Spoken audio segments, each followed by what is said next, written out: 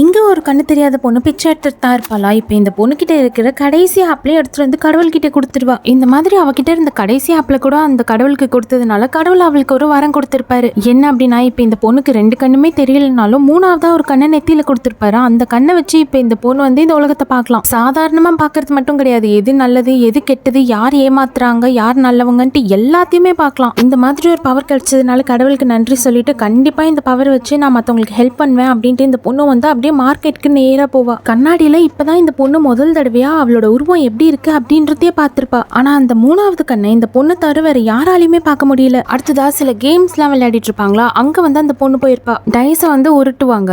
இப்போ எந்த நம்பர் வந்து விழுந்திருக்கோ அதை வந்து கரெக்டா சொல்லணும். சப்போஸ் அவங்க சொன்ன நம்பர் இருந்துச்சு அப்படின்னா பந்தயம் கட்டின காசு எல்லாமே இந்த பொண்ணுக்கு தான் போகும். இப்போ இந்த பொண்ணு வந்து அந்த 3ஆவது கண்ணை வச்சு பவுல் இப்படி வெளியே எடுக்காமலே உள்ள டைஸ்ல என்ன நம்பர் இருக்கு அப்படின்றத பார்த்திருப்பா. ஆனா அதுக்கு முன்னாடியே இப்ப எதிரில் இருக்கிறவங்க இந்த பொண்ணுக்கு தான் கண்ணு தெரியாது, நம்ம ஏமாத்தினாலும் ஒன்றும் தெரியாது அப்படின்ட்டு அவங்களோட இஷ்டத்துக்கு நம்பரை மாற்றுவாங்க தான். ஆனால் அந்த நம்பரை மாற்றுறது இவங்க வந்து ஏமாத்துறது எல்லாத்தையுமே அந்த பொண்ணு பார்த்துக்கிட்டே தான் இருக்கா. அப்போ அந்த பாவலை தூக்கிட்டு போட்டா இந்த பொண்ணு சொன்ன நம்பர் தான் இருக்கும். அதனால பந்தயத்தில் இந்த பொண்ணு தான் ஜெயிச்சிருப்பா. பந்தயம் கட்டின எல்லா காசும் இந்த பொண்ணு கிட்ட வந்துருது. அவரால் அதை நம்பவே முடியல. அடுத்ததான் மறுபடியும் 2வது ரவுண்ட் கண்டிப்பாக விளையாடியே ஆகணும் அப்படின்னு சொல்லியிருப்பாரு. அந்த பொண்ணு சரின்ட்டு தான் ஒத்துப்பா. நீங்க யாரும் பந்தயம் கட்ட வேண்டாம், உங்களோட காசுலாம் வேஸ்ட் ஆயிடும் அப்படின்ட்டு அந்த பொண்ணு சொல்லியிருப்பாளா. அதெல்லாம் முடியாது, நாங்க பந்தயம் கட்டுவோம், நீ இன்னும் அவ்வளோ பெரிய ஆளா அப்படின்ட்டு திமிர்லயே எல்லா காசையும் எடுத்து வைப்பாங்க. இப்ப இந்த பொண்ணு வந்துட்டு எந்த நம்பருமே கிடையாது, 0 தான் அப்படின்னு சொல்லியிருப்பா. 0ன்ட்டு எப்படி டைஸ் வரும், சும்மா எதையாவது உளறிட்டு இருக்காது அப்படின்ட்டு இந்த பவுல் எப்படி தூக்கி பார்ப்பாங்களா. எல்லா டைஸுமே சுத்திக்கிட்டே தான் இருக்கும். கடைசியில் அந்த நம்பர்ஸ் எல்லாமே மறைஞ்சு போயிடும். மறுபடியும் வந்து பந்தயம் கட்டின எல்லா காசும் இந்த பொண்ணு கிட்ட வந்துருது.